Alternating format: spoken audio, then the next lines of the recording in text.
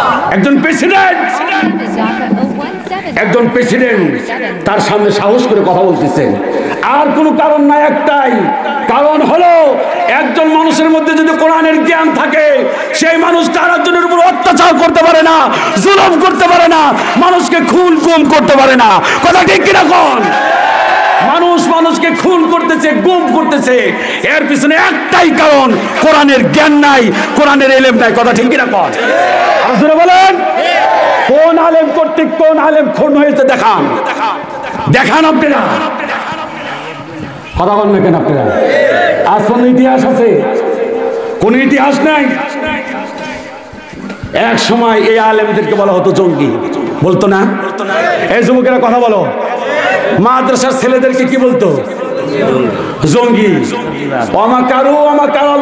আল্লাহু খায়রুল মাকিরিন। আল্লাহ সব দেখায় দিছে, আল্লাহ সব দেখায় দিছে। হলে আর্টিজেন হামলা হলো, সব কলেজের ছাত্র। সুবহানাল্লাহ কয় না? আল্লাহ সব দেখায় দিছে।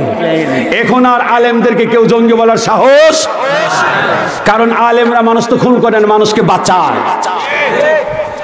একজন আলেম আরেকজন আলেমকে বাঁচায়, কারণ সে বলেছে একজন মানুষকে খুন করলে সারা পৃথিবীর মানুষকে খুন করা হয়। কথা ঠিক কিনা কল? জঙ্গি নিয়ে ভঙ্গি করার সময় এখন শেষ। এই ছেলেরা কথা কয় না? জঙ্গি নিয়ে ভঙ্গি করার সময় এখন শেষ। সত্যিকারের জঙ্গি কোথায় দেখছে বাংলাদেশ? আরে ও দেশের মানুষ হইছে নিউজ পাইছনি বাইটের। জঙ্গি বলে আর দেখো না মোল্লা মুন্সিদের। মাদ্রাসাতে জঙ্গি থাকে এই কথা ঠিক নয়, কলেজ বিশ্ববিদ্যালয়েও জঙ্গি এখন হয়। আরো জোরে কন না কেন? আরো জোরে বলেন। এটা মাদ্রাসা না? আরো জোরে বলেন, মাদ্রাসা না? মাদ্রাসাতে জঙ্গি থাকে এই কথা ঠিক নয়, কলেজ বিশ্ববিদ্যালয়েও জঙ্গি এখন হয়। জঙ্গি জুজুর ভয় দেখিয়ে ভিনদেশিরা খেলে, একদিকে নয় সব দিকেতে চোখটা রাখো মেলে। জঙ্গি মারো, জঙ্গি ধরো, জঙ্গি ভরো জেলে, ভালো কইরা খুঁজা দেখো জঙ্গি তোমার ছেলে। ছেলে আসছে কিসের? জোরে কন, আরো জোরে বলেন। ভার্সিটির ছেলেরা যখন অস্ত্র নিয়ে যায় তারা হয়ে যায় সোনার সন্তান, আর মাদ্রাসার ছেলেরা যদি গরু জবাই করতে চুরি নিয়ে যায় কয় কি? কয় জঙ্গি। জঙ্গি মারো, জঙ্গি ধরো, জঙ্গি ভরো জেলে, ভালো কইরা খুঁজা দেখো জঙ্গি তোমার ছেলে। ভুল ঠিকানায় জঙ্গি খুঁজে কাটতে হবে পরে, সত্যিকারের জঙ্গি দিয়ে দেশটা যাবে ভরে। কথা ঠিক কিনা? মাদ্রাসাতে জঙ্গি থাকে এই কথা কয় যারা, ওই বেটাদের লাথি মেরে দেশ থেকে আজ তারা। বলতো যারা মাদ্রাসাতে অস্ত্র থাকে জমা, ওই বেটাদের জাতির কাছে চাইতে হবে ক্ষমা। কথা কন। আরে ও চাইতো ওরা দিন ইমানের দুর্গ ভেঙে যাক, হয় না যেন সত্যনের আন্দোলনের ডাক। ব্যর্থ হয়ে তাই মিডিয়া জ্বলছে বেগুন তেলে, একদিকে নয় সব দিকেতে চোখটা রাখো মেলে। জঙ্গি মারো, জঙ্গি ধরো, জঙ্গি ভরো জেলে, ভালো কইরা খুঁজা দেখো জঙ্গি তোমার ছেলে। কথা ঠিক কিনা? আমরা জঙ্গির মধ্যে, আরে হাত তুলে কথা কও যুবকেরা, আমরা জঙ্গির মধ্যে আছি? জঙ্গির মধ্যে মুসলমান আছে? মুসলমান জঙ্গির মধ্যে নাই, আমরা আছি হলো জিহাদের মধ্যে। কথা ঠিক কিনা? আমাদের প্রাণ যাবে, আমরা জিহাদ থেকে আমরা বেরিয়ে আসবো না। কথা ঠিক কিনা? জিহাদ এবং জঙ্গিবাদ এক না? আরো জোরে বলেন, জিহাদ আর জঙ্গিবাদ এক? কাদিয়ানীরা কাফের না মুসলমান? কি করার কারণে? একটা আয়াতের একটা শব্দ অস্বীকার করেছে। তারা বলেছে ওয়া খাতামান, এটা মানে নাই। অতএব যারা বই পাইলেই মনে করে জঙ্গি মিডিয়া দেখায়, কথা বলেন না কেন? ইসলামী বই পাইলেই জঙ্গি মনে করো, তাহলে বাংলাদেশের প্রধানমন্ত্রী সহ 16 কোটি মুসলমান সবাই জঙ্গি। কথা কম, কারণ মুসলমানের কাছে কি আছে? কোরআন, জিহাদের আয়াত আছে না নাই? তাহলে প্রধানমন্ত্রী জঙ্গি না? বিরোধী দলের নেত্রী জঙ্গি না? আলেম ওলামাও জঙ্গি না? জঙ্গি হলো ইহুদি খ্রিস্টানদের পরিচালিত একটা গোষ্ঠী। কথা ঠিক কিনা কর? আমরা জিহাদের পক্ষে আছি না নাই? জীবন দিতে কে কে প্রস্তুত? হাত তুলে দেখান, হাত নামান। হাত নামান, মনোযোগ দিয়ে শোনেন। আমরা সংখ্যায় কম থাকতে পারি, বিজয় আমাদের ইনশাল্লাহ। কয় আরো জোরে বলেন ইনশাল্লাহ। যতই চেষ্টা করুক আমাদের সংগ্রাম, আমাদের কোরআনের সংগ্রাম, জিহাদের সংগ্রাম থেকে দূরে সরাতে পারবে না, পারবে না, পারবে না। কথা ঠিক কিনা কোন? চার শ্রেণী, একটা হলো নবী, আর একটা হলো সোহাদা। আমি সালেহীন বললাম, সোহাদা বলতেছি। হযরতে আমির হামজা 30 টুকরা করা হয়েছিল, 30 টুকরা। লজ্জাস্থান দ্বারে 3 টুকরা করছে বিশ্বনবী।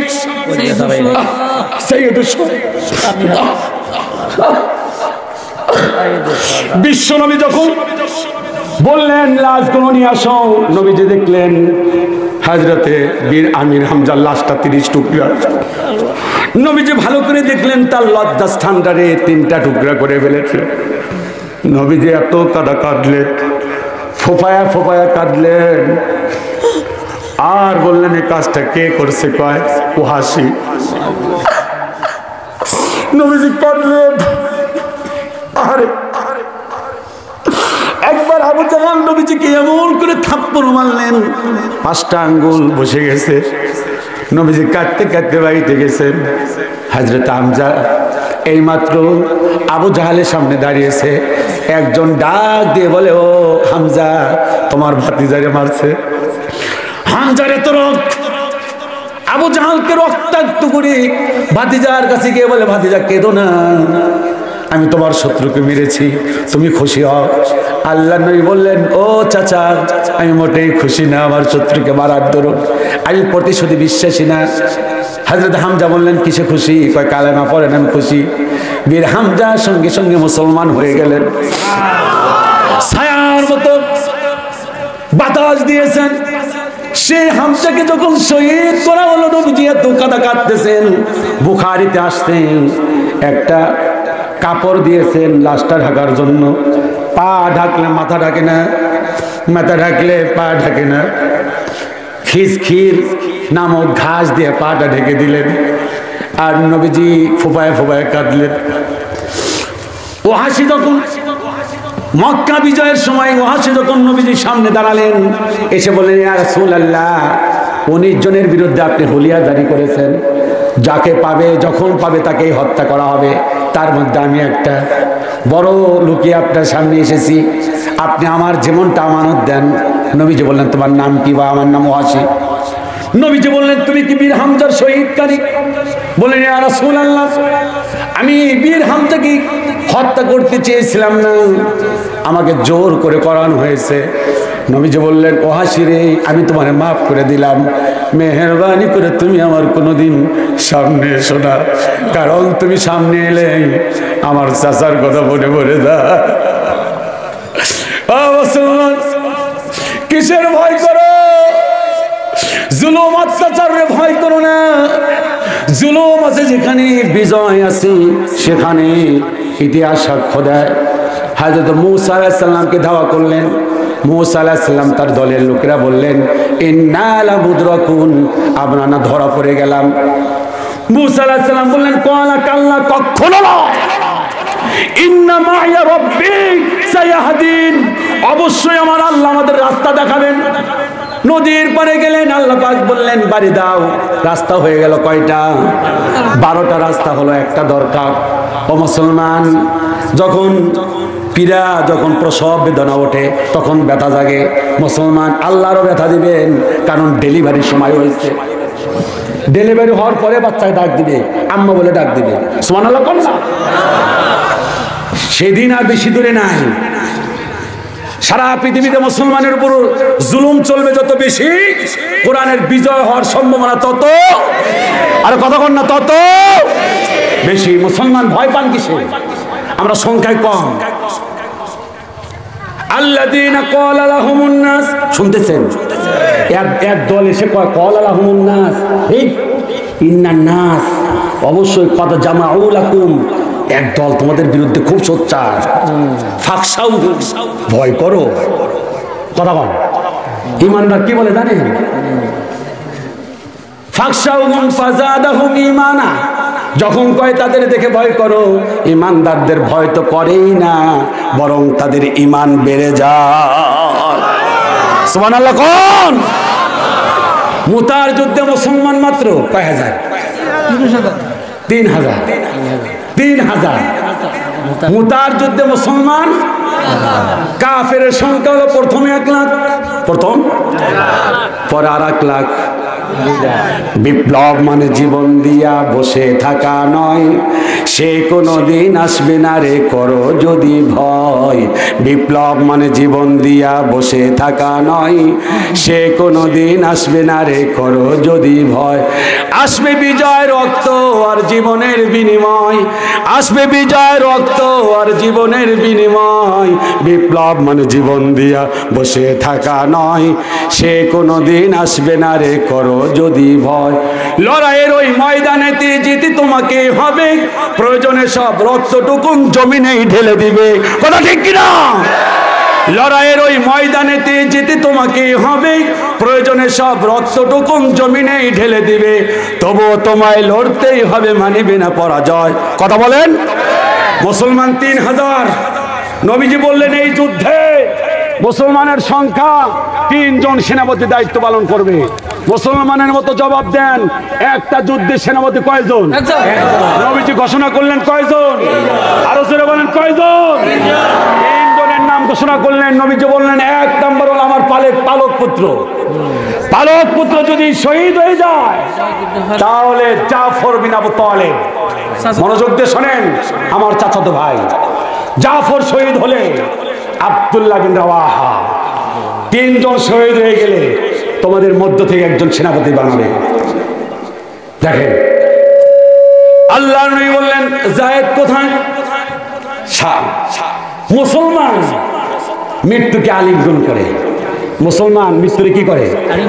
আর কাফেররা কথা কয় না, কাফেররা আরো জোরে বলেন কাফেররা। মুসলমান মনে করে দিনের পথে আছি, শহীদ যদি হয় এবারে দুনিয়া ওপারে ডাইরেক্ট জান্নাত। আরো জোরে বলেন। নবীজি বলেছেন শরীরের মধ্যে চিমটি কাটলে যতটুকু ব্যথা না পাওয়া যায়, একটা শহীদ শাহাদাত বরণ করলে এতটুকু ব্যথা পাওয়া যায় না। সুবহানাল্লাহ কয় না? শহীদের ব্যাখ্যা শুনুন। নবীজি বললেন যায়েদ কোথায়? বললেন হুজুর এই যে আমি। যাও মায়ের কাছে বিদায় নিয়ে আসো। জিহাদে যাওয়ার পোশাকি সাজিয়ে দেন আমার, জিহাদে যাওয়ার পোশাকি সাজিয়ে দেন আমার। তোর এক ছেলে হোক শহীদ, মুক্ত থাকুক দিক বিদিক। আল্লাহু আকবার। আল্লাহ নবীকে বললেন ইয়া রাসূলুল্লাহ, মায়ের কাছে বিদায় নেওয়ার প্রয়োজন নাই, আপনি প্রাণ ভরে দোয়া করে দেন আমি যেন মুতার প্রান্তরে শহীদ হতে পারি। নবীজি মাথাটা এরকম বুলিয়ে দিলেন, দোয়া করে দিলেন, বিদায়ী সালাম দিলেন, আসসালামু আলাইকুম ইয়া রাসূলুল্লাহ। শেষ বিদায়। নবীজি বললেন জাফর কোথায়? জাফর বললেন হুজুর এই যে আমি। বললেন যাও তোমার 2টা সন্তান স্ত্রীর কাছে বিদায় নিয়ে আসো। স্ত্রীর কাছে গেলেন, স্ত্রীর কাছে গিয়ে দেখলেন স্ত্রী সুন্দর করে কোরআন তেলাওয়াত করতেছেন। আর রহমান আল্লামাল কোরআন খালাকাল ইনসান। স্ত্রীকে বললেন প্রাণের প্রিয়তমা কোরআন বন্ধ করো। স্বাভাবিক, হাওমাও নাই, কাদাকাদি নাই। একজন মুজাহিদের ফাঁসির অর্ডার হয়ে গেলে সালাম জানায় আসসালামু আলাইকুম, সুন্দর পোশাক পরে আর জিহাদের ময়দানে ফাঁসির কাছে যায় আর বলে তোমরা চিন্তা করো না, আমি শহীদের জন্য প্রস্তুত। ও মুসলমান, পক্ষান্তরে একজন জালেমের যখন ফাঁসি হয় তখন মৃত্যু তো মেনে নেয় না, হাউমাউ করে কাঁদে। আর শহীদের পরিবার যখন দেখে তার ফ্যামিলির একজন শহীদ, তখন তাকায়া তাকায়া দেখে আর আল্লাহর কাছে দোয়া করে। স্বাভাবিক থাকে, সাহাবায়ে কেরামের পরিবার স্বাভাবিক, কান্নাকাটি নেই, হাউমাউ নাই। জাফরের স্ত্রীকে বললেন কোরআন তেলাওয়াত বন্ধ করো, বন্ধ করলেন। বললেন, প্রাণের প্রিয়তমা, আল্লাহ নবী মুতার প্রান্তরে আমাকে সেনাপতির দায়িত্ব দিয়েছেন, প্রাণ খুলে দোয়া করো আমি যেন মুতার প্রান্তরে শহীদ হতে পারি। স্ত্রী পছন্দ করলেন না, উল্টো দোয়া করলেন, আল্লাহ তাআলা আমার প্রাণের স্বামীর জন্য দোয়া করি, রব্বুল আমিন আমার স্বামীকে তুমি শহীদ না বানাইয়া গাজী বানাইয়া আমার বুকের মধ্যে ফিরে নিয়ে আসো। হযরতে জাফর এই দোয়া পছন্দ না করলেন, বিনা বিদায় তরবারিটা টান দিয়ে খুললেন, শরীরের মধ্যে মৃদু প্রহার করে বললেন, আল্লাহর কসম তোমার দোয়া কবুল হবে না, আমার সামনে একজন আমার পিছনে একজন, আমরা তিনজন একজনও দুনিয়াতে বাঁচবো না।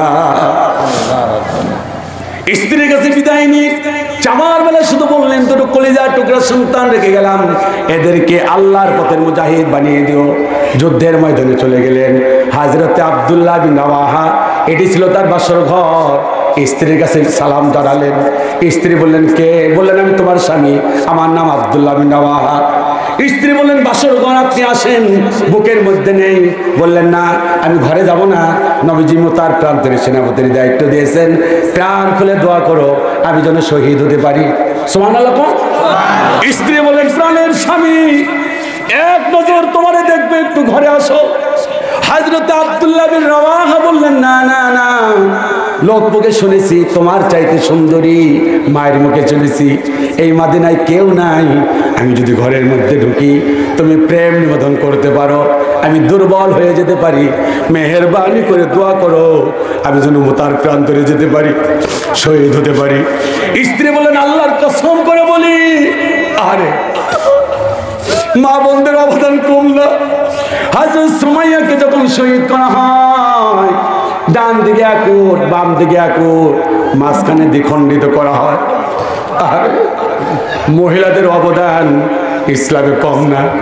স্ত্রী ডাক দিয়ে বলতেছেন, আল্লাহর কসম করে বলি প্রেম নিবেদন করব না, এক নজর চেহারাটা দেখব, লজ্জায় লজ্জায় তোমার চেহারা দেখেছি। স্বামী গো, রক্ত মাখা শরীর নিয়ে যখন কিয়ামতের মাথায় উঠবা, আমি যেন তোমার চেহারাটা দেখে চিনতে পারি এটাই আমার স্বামী। আব্দুল্লাহ বিন রাওয়াহা বলেন, আল্লাহর কসম করে বলি আমার চেহারা দেখতে হবে না, তুমি প্রাণ ভরে দোয়া করো, তুমি ধৈর্য ধারণ করে ইখতিয়ার করো, কিয়ামতের দিন শহীদের স্ত্রী হিসেবে আল্লাহ পাক তোমাকে কবুল করে নিবে। তিনজন যুদ্ধের ময়দানে নামলেন, কচু কাটা করলেন, এক এক করে বসো, এই যে বসো, এক এক করে কাফেরদের বিরুদ্ধে জিহাদ করতে করতে যায় শহীদ হয়ে গেলেন। জাফর সেনাপতির দায়িত্ব নিলেন। আল্লাহর দলের সেনাপতি যারা হয় ভয় পায় না, কাফেরদের বিরুদ্ধে জিহাদ করতে করতে হাতের মধ্যে আঘাত করলো, বুখারীতে এসেছে হাতটা উড়ে গেল। এই বাম হাতের মধ্যে তিনি তরবারি নিলেন, বাম হাতে আঘাত করা হলো, বাম হাতটা উড়ে গেল। ইসলামের খচিত পতাকা বুকের মধ্যে জড়িয়ে ধরে সামনে যাচ্ছেন আর সাহাবীদের ইশারা করতেছেন। এক পর্যায়ে তার পায়ের মধ্যে আঘাত করলেন, জমিনের মধ্যে পড়ে গেলেন। আব্দুল্লাহ ইবনে মাসউদ বলেন, আমি তার লাশের বসে গেলাম। এবার দেখি জাফর মুস্কি হাসতেছেন আর বলতেছেন, ও আল্লাহর নবীর সাহাবী, মেহেরবানি করে আমার বিদায়ী সালাম খানা নবীর কাছে পৌঁছে দিও, কারণ নাকের ডগার মধ্যে আমি জান্নাতের সুঘ্রাণ পাচ্ছি।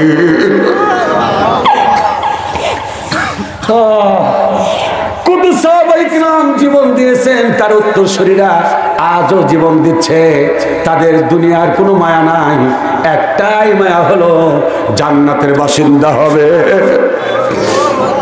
ও মুসলমান,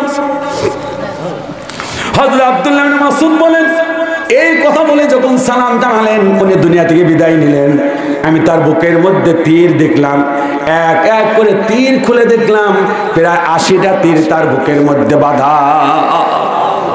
৮০টা তীর। হযরত জাফর শাহাদাত বরণ করলেন, আব্দুল্লাহ বিন রাওয়াহা শাহাদাত বরণ করলেন, কেউ নাই, ময়দান শূন্য। নিজেরা এবার সেনাপতি কে হবে? সবাই বললেন খালিদ বিন ওয়ালিদ। খালিদ বললেন, আমি সারাটা জীবন ইসলামের বিরুদ্ধে, আজকে যারা ইসলামের বিরুদ্ধে তাদের বিরুদ্ধে কথা বলো না, দোয়া করি এরাও এক সময় এই কোরআনের ছায়াতলে চলে আসবে। কথা বলেন, কথা বলেন, এদের বিরুদ্ধে কথা বলো না, এদেরকে কোরআনের বুঝ দাও। খালিদ ইবনে ওয়ালিদ 8ম হিজরিতে ইসলাম কবুল করার পরেই যুদ্ধের ময়দানে গেলেন। সবাই বললেন খালিদ, বললেন না আমি নতুন মানুষ, আমার দাম কম। বললেন তুমি হও। খালিদ যখন সেনাপতির দায়িত্ব দিলেন, সবাই সামনের সৈন্যদের বললেন পিছনে যাও, পিছনেরা সামনে যাও, ডান বামে আসো, বাম ডানে যাও। যুদ্ধ শুরু হয়ে গেল। 3000। সুবহানাল্লাহ। কোন কয় লাখের বিরুদ্ধে? কথা কয় না, কয় লক্ষের বিরুদ্ধে? 2 লক্ষের বিরুদ্ধে জিহাদ করতে করতে খালিদ ইবনে ওয়ালিদের নেতৃত্বে 2 লক্ষের বিরুদ্ধে 3000কে আল্লাহ পাক বিজয় দান করলেন। ওয়ালা তাইনু ওয়ালা তাহজানু, মুমিন যারা চিন্তা করো না, ভীত বিহ্বল হয় না, ওয়া আনতুমুল আলাউন, নিঃসন্দেহে তোমরা বিজয় লাভ করবে। শর্ত হলো একটাই, ইন কুনতুম মুমিনিন, যদি মুমিন হতে পারো। সুবহানাল্লাহ। কর চিৎকার করবে না আল্লাহু আকবার। তাহলে সিদ্দিক গেল, সুহাদা গেল, নেককার গেল। সিদ্দিক কারা? সিদ্দিক হলো আবু বকর। নবীজিদের ব্যাপারে কথা বললাম না? মা বোন যারা আছেন, আমি মোনাজাতের দিকে চলে যাব। এদিকে বসে থাকেন, মোনাজাতের দিকে যাব। খুব ইম্পর্টেন্ট কয়েকটা কথা বলবো, জবাব দিবেন। শেষের দিকে চলে যাব। মহিলারা আমাদের সমাজে নির্যাতন কম না বেশি? আর মুখ খুলে দেওয়া কথা বলতে হবে, কম না বেশি? মহিলারা খায় কম না বেশি? যারা বললেন না তাদেরটাকে বেশি বেশি খায়। কি কর? বেশি খায়। মহিলারা কম খায় না বেশি খায়? হ্যাঁ, কাজ করে কম না বেশি? আরো জোরে বলেন। মার খায়? হুজুর কই যান? বসেন। মার খায় বেশি, আপনারা বলছেন। মার খায় বেশি, কাজ করে বেশি, খায়। আমি চাঁপাইনবাবগঞ্জ গত কয়েক বছর আগে একটি দলিল বললাম যে যদি কোনো স্বামী স্ত্রীর মন মালিন্য হয়, কাজ কি? 1 নম্বর কাজ বিছানা আলাদা করে। দলিল, কোরআনের দলিল। এতেও যদি ভালো না হয়, বিছানা আলাদা যদি করে স্বামী স্ত্রীর মধ্যে, তাহলে কষ্ট বাড়ে না কমে? পোলাপান বিয়ে সাথে করেন বাড়ে। যারা বিয়ে করছেন তারা বলে আন্দাজে কয় বাড়ে। তুমি এটা বুঝো? মহিলা আর পুরুষ যদি বিছানা আলাদা করা যায় স্বামী স্ত্রী, কষ্ট বাড়ে না কমে? বাড়ে। নবীজি বলছেন এতেও যদি ভালো না হয় তাহলে কথা বন্ধ করে দাও। কয়দিন? 3 দিন। এতেও যদি ভালো না হয় কয়েকজন মাতবার ডাকো। এতেও যদি ভালো না হয় তাহলে একটা তালাক দাও। আমাদের দেশে তো 1 তালাক দেয় না, তালাক দেয় 3টা। দেয়া কয় তোর মায়ের তালাক, তোর বাপকেও তালাক। কথা বল না কেন? আমাদের এলাকায় এক লোক কয় তোর মায়ের তালাক, তোর বাপকেও তালাক। যে চেয়ারম্যান উপস্থিত ছিল তার বউ তালাক দেয় দিয়ে, একজনের বউ আরেকজন দেয় তালাক। কথা কন, কথা কন। আর আমাদের স্বভাব এত বেশি খারাপ, মহিলাদের উপর জুলুম করি কিনা? গরু দেয়া পিটায়, এটার নাম কি? হালের পাজন। যে হালের পাজন দিয়ে গরুকে পিটিয়েছে, ওই পাজন দিয়ে গরু পিটান শুরু করছে। আছে না? চাঁপাইনবাবগঞ্জ বললাম যে কেউ কি যদি বউকে মারেন 4টা শর্তে মারা যাবে। কয়টা? মহিলাদের 4টা ফরজ আছে। এই 4টা যদি লঙ্ঘন করে শরীয়তের দলিল, তাহলে পিটানো যাবে। লাঠি থাকবে, আধা। এই ওয়াজ করার পর এক মুরব্বী আপনার মতো দাঁড়িয়ে কয়, হেজি মুলবি হইবে না, আমার বহু দারোগা। তার বউ কি? তাই বললাম যে ভাই কোন থানার যে দারোগা? যে ভাই ভোলাহাট না নাচল না ওই শিবগঞ্জের? কয় থানার দারোগা লয়, স্বভাব দারোগা। কি দারোগা? বললাম যে ভাই কি হয়েছে? কয় হবে না, আমার বউ 2 হাত লাঠি।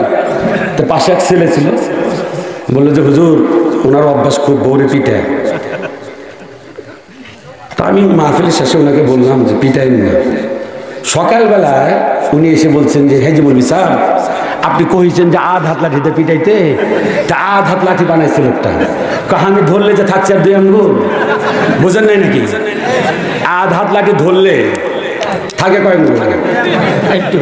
তো বললাম যে 2 আঙ্গুল দিয়ে পিটাবেন। আমার একটা বুদ্ধি আছে, 10 মিনিট পরে যে চোখায় আনছে।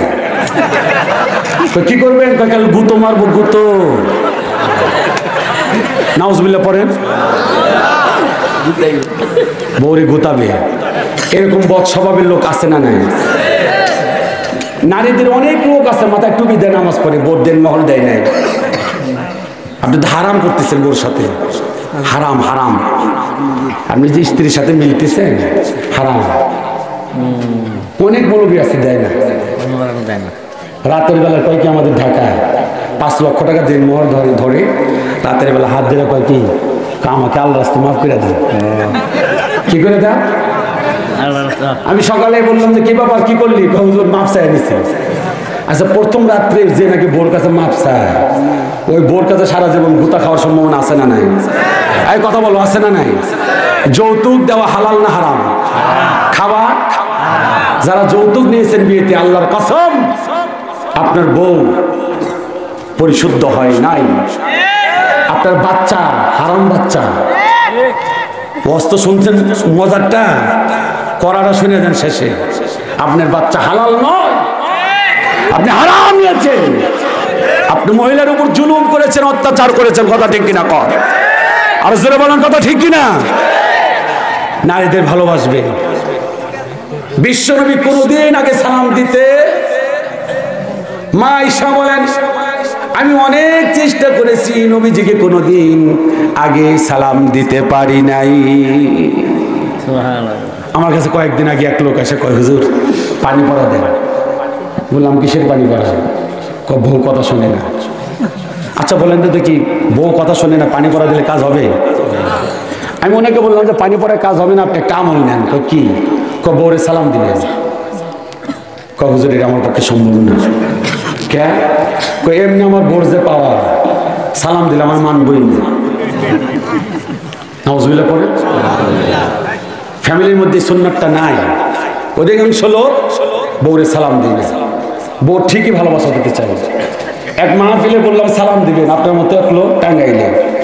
সকালে বললাম কি মুরব্বী, এই মুরব্বী সালাম দিয়েছিলেন? কার কেন না সালাম দিয়া না, আর শরম পাইছি। কি শরম পাইছে? আপনার চাষিরা সালাম দিছি। চাষি কয় বুড়া বয়সে শখ করে তোমার না? বুড়া বয়সে বলে কি করে? শখ করে। এটা কি শখ না সুন্নাত? সুন্নাত তো মুখে রাখছেন, জীবনে তো সালাম দিবেন না। এটা শখ না সুন্নাত? আর জোরে কোন? অনেক সুন্নাত আছে আমরা পালন করি না। মা আয়েশা বলেন, এটার নাম কি? কথা কন দেখি, এই সুন্নাতটা কে কে পালন করছে? 5টা সুন্নাতের কথা বলবো। মা আয়েশা বলেন আমি যেখানে মুখ লাগিয়েছি, বুখারী বর্ণনা, আল্লাহ নবী পানি রেখে দিতাম, নবীজিকে দেখতাম ঠিক সেই জায়গায় মুখ লাগিয়ে তিনি পানি খাইতেন। এই সুন্নাতটা সুবহানাল্লাহ। বিয়ে করো নাই সুবহানাল্লাহ দরকার নাই তোমারটা। যারা বিয়ে করছেন তারা সুবহানাল্লাহ করুন। এই সুন্নাতটা কেউ পালন করেন, একটু হাত তুলে দেখাবেন। হুজুর এই কাজটা আমি করছি। একজন, মাশাআল্লাহ। একটা লাইলি পাইছে, মজনু পাইছে, দেখা যায়। মাশাআল্লাহ। যদি আল্লাহু আকবার বলি, আল্লাহ তাআলা কবুল করবে বলে আমি। মা আয়েশা বলেন, আরেকটা শুনেন, আমি খাবার খেতাম, হাড্ডি চুষে চুষে আমি দস্তরখানার মধ্যে রেখে দিতাম। নবীজিকে দেখতাম, নবীজি আমার হাড্ডি চুষা আবার পুনরায় খাইতেন। সুবহানাল্লাহ জোরে বলবেন না, কারণ করেন নাই তো। কারণ দেখতে কি করেন নাই তো, করলে ঠিকই জোরে সুবহানাল্লাহ করছেন কোনদিন না? সুবহানাল্লাহ বাড়ায় কেমনি? ভিতরে তো নাই। আজকে থেকে করবেন তো, ভালোবাসবেন তো। আই লাভ ইউ বলে দরকার নাই, আই লাভ ইউ বললে লাভ হবে না। আপনি এগুলো করবেন, হাসবেন না, হাসির জন্য বলছি না। এই প্রত্যেকটা কথা ফ্যামিলির মধ্যে দরকার আছে। কথা কথা আছে না নাই? শালিরে নিয়ে মার্কেটে যাবেন না, কারে নিয়ে যাবেন? বউরে নিয়ে যাবেন, কিন্তু যার কারে নিয়ে? শালিরে নিয়ে। ও মুসলমান, আল্লাহর নবী বলেন, তার স্ত্রী বলেন, নবীজি একদিন হাত ধরলেন, সহিহ বর্ণনা, পূর্ণিমার চাঁদ, হাত ধরে আদর করতেছেন আর বলতেছেন আয়েশা একটু হাঁটাহাঁটি করি। বেশ কিছু দূর যাওয়ার পর খোলা আকাশ, বলেন আয়েশা ওই যে একটা গাছ দেখতে পাওয়া যায়, ওইটা আমাদের টার্গেট। আমরা দুইজন আসো দৌড়ের পাল্লা দিই। কি রোমান্টিক ছিলেন আল্লাহর নবী। আজকে সেই রোমান্টিকতা নাই বিদায় আজকে ফ্যামিলির মধ্যে স্বামী স্ত্রীর মহব্বত নাই। মা আয়েশা বলেন দিলাম দৌড়। কি করলাম? আমি আগেই পৌঁছে গেলাম। আল্লাহ নবী পিছনে পড়ে গেলেন, মন খারাপ। কয়েক বছর পর আমার শরীরটা স্থূল হয়ে গেল। নবীজির মনে এত জেদ আমি জানতাম না। নবীজির মনের মধ্যে জেদ রাখছেন। ওই জায়গায় গিয়া কয় আয়েশা পূর্ণিমার চাঁদ। আমি বুঝতে পারলাম সর্বনাশ, আজকে তো পারবো না, শরীরটা ভার। আল্লাহ নবী দৌড় দিলেন, গন্তব্যে পৌঁছে গেলেন। মুচকি হাসি দিয়ে বললেন আয়েশা, কয়েক বছর আগে হেরেছিলাম, আজকে আমি জিতে গেলাম, প্রতিশোধ নিলাম। সুবহানাল্লাহ কোন? সেই মহব্বত স্বামী স্ত্রীর মধ্যে দরকার আছে না নাই? কথা বলেন আছে না নাই? নারীদের জান্নাতে যাওয়া সহজ। এই কয়েকটা কথা বললাম, স্বামী স্ত্রীর মধ্যে মহব্বত করবেন। সর্বশেষ, নারীদের হজ নাই, জাকাত নাই, দান নাই, সাদাকা নাই, করলে করবে, না করলে। তবে চারটা কাজ, কথা হয় না, চারটি কাজ করতেই হবে। চারটা কাজ করতে হবে। 5 ওয়াক্ত সালাত, ইযা সাল্লাত খামসাহা ওয়া সামা শাহরাহা, রমজান মাসের রোজা, ওয়া আহসানাত ফারজাহা ওয়া আতাত বালাহা। আপনি পর্দা করবেন। 4 নাম্বার, আপনি স্বামীর খেদমত করবেন। মহিলাদের পর্দা তুলনামূলকভাবে সুনামগঞ্জে কেমন জানি না, তবে ভালো হলে ভালো, না ভালো হলে আমাদের ঢাকা খালি হুজুর দেখে পর্দা করে। হুজুর আছে যেখানে মহিলার পর্দা আছে।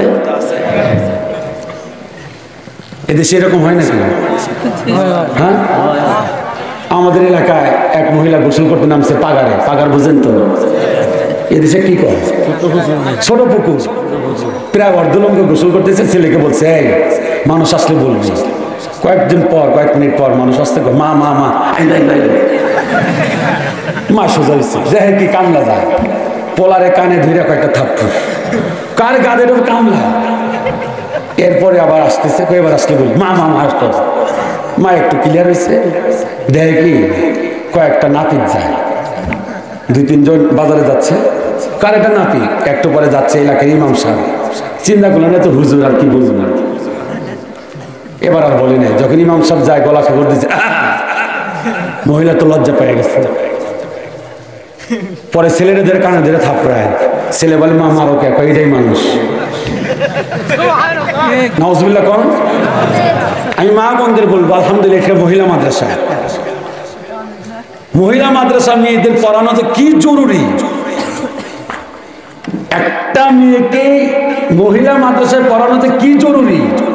ছেলেটাও জরুরি, তবে তুলনামূলকভাবে ছেলেরা মোটামুটি সবকিছুই ওয়াজ মাহফিল, মসজিদ, মাদ্রাসা, বিভিন্ন জায়গায় ওয়াজ না সে শুনতে পারে। আমার এমনও ছাত্রী দেখছি, কলেজে পড়ে আমার ছাত্রী, সে লজ্জার কথা বলবো না, বুঝেও না কখন কি করতে হয় না করতে হয়। কথা কন? একটা মহিলা মাদ্রাসা আপনার মেয়েকে পড়ানো ফরজ। আর এই কাজটাই করে যাচ্ছেন এলাকার মহল্লার লোক, এই আঞ্জাম দিয়ে যাচ্ছেন এলাকার আলেম সমাজ। আলহামদুলিল্লাহ বলেন।